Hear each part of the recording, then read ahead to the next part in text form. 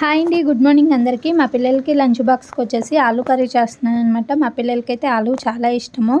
ఏం చేసి పెట్టిన ఆలూతో ఫ్రై కానీ, కర్రీ కానీ, పులుసు కానీ ఏదైనా ఇష్టంగా తినేస్తారనమాట. ఈరోజు వచ్చేసి ఆలూ పులుసు పెడుతున్నాను. చాలా టేస్టీగా ఉంటుందండి. సింపుల్ ప్రాసెస్ కూడా. ఒకసారి అయితే ట్రై చేసేయండి.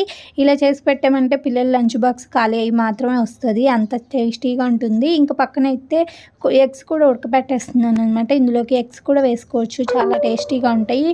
ఇంకా కర్రీ అంతా రెడీ అయిపోయిన తర్వాత ఇలాగ ఎగ్స్ ఉడికిపోయాయి కదా, వాటికైతే ఘాట్లు పెట్టేసుకొని కర్రీలోకి వేసేసుకున్న తర్వాత నెక్స్ట్ కొత్తిమీరను అలాగే ధనియాల పొడి వేసేసుకొని చక్కగా కలిపేసుకోవడమే. కర్రీ అయితే రెడీ అయిపోయింది. ఇంకా దోశ పెనం అయితే తీసుకొచ్చామండి, కొనేసామన్నమాట. ఇంకా కాస్ట్ వచ్చేసి 350 రూపీస్ పడింది. చాలా మందంగా ఉంది, బాగుందన్నమాట.